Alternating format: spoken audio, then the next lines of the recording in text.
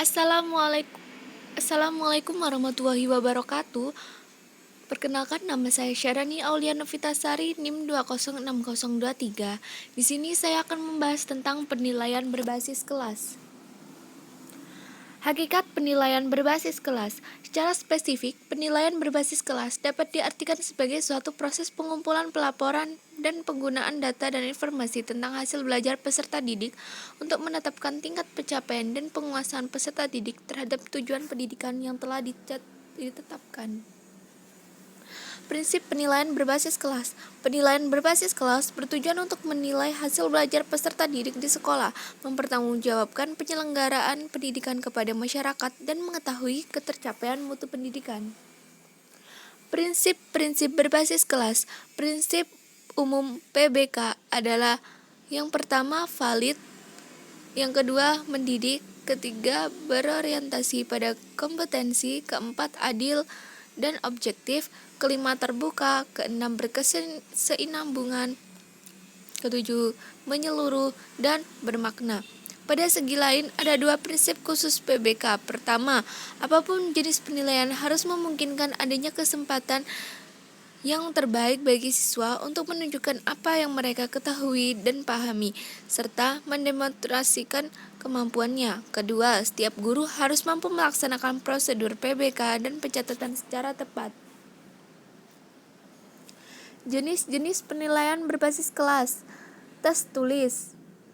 Tes adalah alat atau prosedur yang digunakan untuk mengetahui atau mengukur sesuatu dalam suasana dengan cara dan aturan-aturan yang sudah ditentukan. Tes perbuatan. Tes perbuatan yaitu tes yang dilakukan dengan jawabannya merupakan perbuatan dari siswa yang sedang dinilai. Tes perbuatan adalah tes yang digunakan untuk mengetahui kemampuan siswa dari segi praktek dan pengetahuannya. Yang ketiga, memberi tugas. Pemberian tugas ini dilakukan mulai dari awal kelas sampai dengan akhir kelas yang sesuai dengan kemampuan perkembangan peserta didik.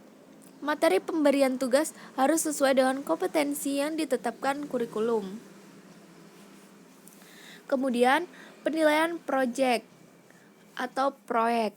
Penilaian proyek adalah penilaian berbasis kelas terhadap tugas yang harus diselesaikan dalam waktu tertentu. Penilaian ini dilakukan guru untuk mengetahui tingkat pengetahuan dan pemahaman peserta didik pada pembelajaran tertentu. Selanjutnya, penilaian produk. Penilaian hasil kerja peserta didik adalah penilaian berbasis kelas terhadap penguasaan keterampilan peserta didik dalam membuat suatu produk atau proses, dan penilaian kualitas hasil kerja peserta didik tertentu. Selanjutnya, penilaian sikap.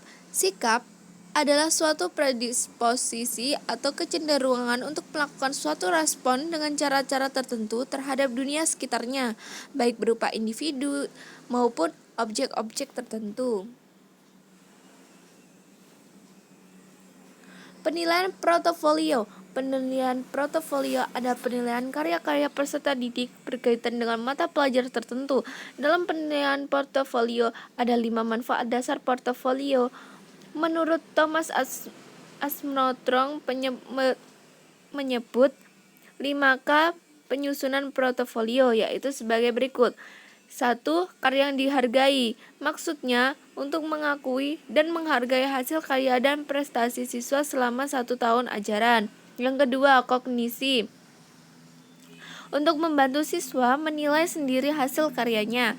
Ketiga, komunikasi. Untuk mengkomunikasikan kemajuan proses belajar siswa kepada orang tua, pengasuh, dan siswa sendiri. Keempat, kerjasama. Untuk menyediakan sarana bagi sekelompok siswa sehingga dapat menghasilkan karya cipta dan mengevaluasi secara kolektif.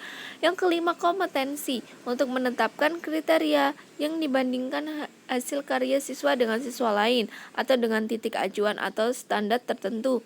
Dengan menggunakan penilaian portofolio, kompetensi peserta didik dapat diketahui, yaitu dengan melihat berbagai kumpulan tugas-tugas yang dikerjakan peserta didik. Sekian dari saya. Terima kasih.